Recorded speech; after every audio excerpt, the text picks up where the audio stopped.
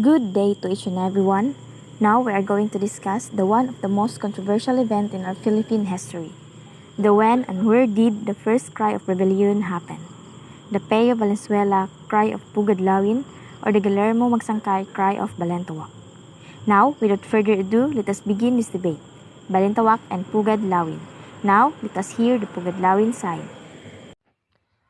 To open up our argument, we, the Pugad-Lawin side, strongly believe that the first cry of rebellion happened in Pugad-Lawin and not in Balintawak. As it was said, the cry of Pugad-Lawin was an event that officially marked the start of the Philippine Revolution against Spain. The revolution grew instant and spread to the 8 provinces including Manila, Bulacan, Cavite, Pampanga, Tarlac, Laguna, and Nueva Ecija, which were eventually represented by 8 rays of the sun in the present Philippine flag. Originally, the term "cry" referred to the first class between the Katipuneros and the civil guard or guardian civil. The cry could also refer to the tearing up of the community tax certificates, or also known as cédulas personality, in defiance of their alliance to Spain. The description of Viva la Independencia Filipina can also be referred as term for the crime. This was literally accompanied by patriotic shots because of the competing account and ambiguity of the place where the event took place. The exact date and place of the cry is in contention from 1908 until 1963. The official stance was the cry according August 26 in Balintawak in 1963. The Philippines government declared a shift to August 23 in Pugad-Lawin, Quezon City. And now, let us hear the side of cry of Balintawak. Thank you for that. I respect your ideas and your dedications to defend your side. We, the Balintawak side, have also the right to claim that the first cry of rebellion happened in Balintawak. As we research, along with this side, we found out that the cry of Pugad-Lawin alternately and originally referred to us as the cry of Balintawak. We all know that this cry was the start of the revolutions of Filipino people. True that there are a lot of several accounts about this first cry of rebellion, including the work of Peo Valenzuela and Guillermo Magsangkay. It is surprising that there are different versions in the dates of the first cry for the revolution as well as the venue. I stand firm for what it is believed that they cold cry took place in Balintawak, but others would say that it really happened in Pugad-Lawin. The cry of Pugad-Lawin cannot be accepted as historical accurate, which is true knowing that the fact that how can Dr. Peo Valenzuela's can be a witness alone. If we really wanted to know the exact locations and date of historical event, it is needed to show a complete documentations and together with supporting evidences. Balintawak is well known reference point for a larger area. The cry of Pugad-Lawin was lack of evidence, so it can accepted as historically acquired. The above facts rendered unacceptable the officially standard. The turning point of the revolutions was appearing of cédulas in the cry of Pugad-Lawin was on August 23, 1896. So, how can you prove it? We'll speak your side about this kind matter, but it doesn't mean that if Pugad-Lawin originally referred to the cry of Balintawak, it means it really happened first in the Balintawak.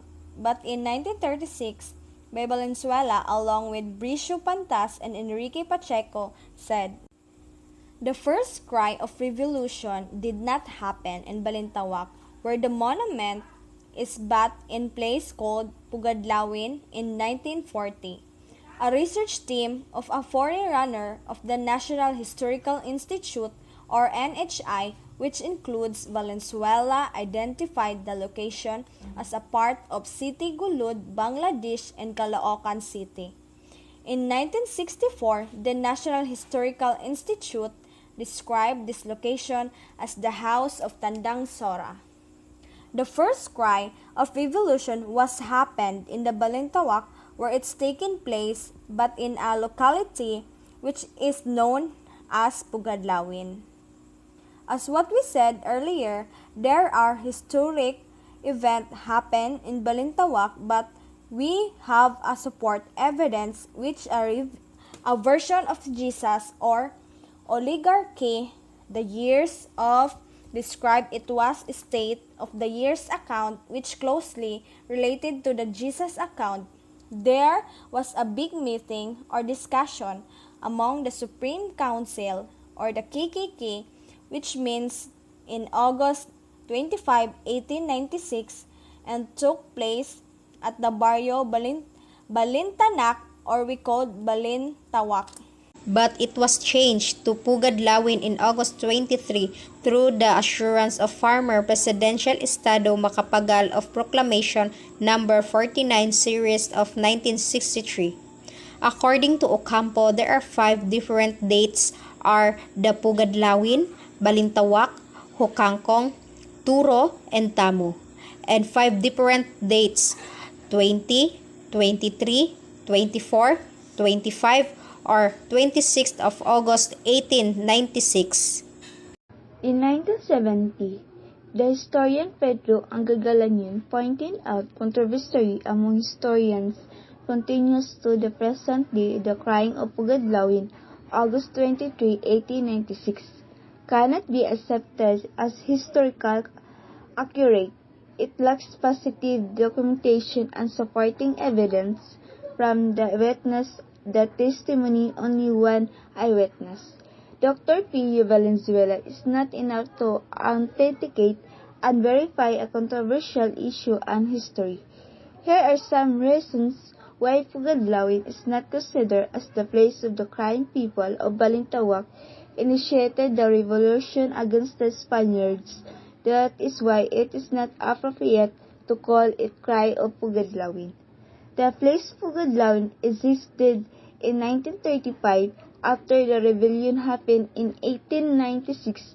Lastly, the term Pugadlawin was only made up because of the hawk's nest at the top of all tree at the backyard of Tandang Sora in Bangladesh, Gulud, Caloocan, where it is said that one of the hiding places of the revolutionary group led by Andres Bonifacio. The cry of Pugadlawin, raised by a Katipunero against the Spanish reign in the Philippines in 1896, showcased not just the bravery and the courage of Filipino people, but also their freedom-loving trade and nature. Bonifacio changed the Katipunan Code because the Spanish authority had already disappeared it. Bonifacio asked his men whether they were prepared to fight to the bitter end, despite the objection of his brother-in-law. Chidora Plata, as assembled, agreed to the fight to the last. The men tore up the residual shouting, "Long live Philippines!" This event marked the so-called Cry of Balintawak, which actually happened in Pugadlawin. The Cry of Pugadlawin was a cry for freedom. Its historic significance to us consists of the realization that the Filipino people had finally realized the lasting value of freedom and independence and the need to fight in order to prove themselves worthy to be called a truly people. We greatly stand the crying happened in Balintawak and not in any other places with the help of supporting accounts from different credible sources in any other places. First, the Guillermo Magsangkay account, who was a prior of Andres Bonifacio, Lieutenant Oligario Diaz, and officer Spanish Guardian Civil Eudoro Calao, with his book The Revolution of Philippines in 1925. Also with Gregorio Jude in his book in 1954. Speaking of support evidence, Pio Valenzuela has also a support person, which Bishop Pantas and Enrique Pacheco, who was there and can be considered as a witness that the first cry happened in Pugadlawin indeed. Pio Valenzuela was being associated with Andres Bonifacio for a long period of time. Pio Valenzuela was being discriminated for his account because some think he is lacked in capability through changing different statements. But then, when the God love inside still stand and believe that the first cry happened in Pugadlawin. We all know that Guillermo Magsakay was also a close companion of Andres Bonifacio since they were a childhood friend and also original members of Katipunan and the general at the said group. He was direct witness of the historic event and was with him at the first start until the end of uprising. Since Guillermo account was detailed incredible account of all, we also the Balintawak side strongly assume and believe that the crew happened in Balintawak. Now, let the listener believe on what opponent they either any cry of Pugadlawin, Pio Valenzuela or the cry of Balintawak of Guillermo Magsakay.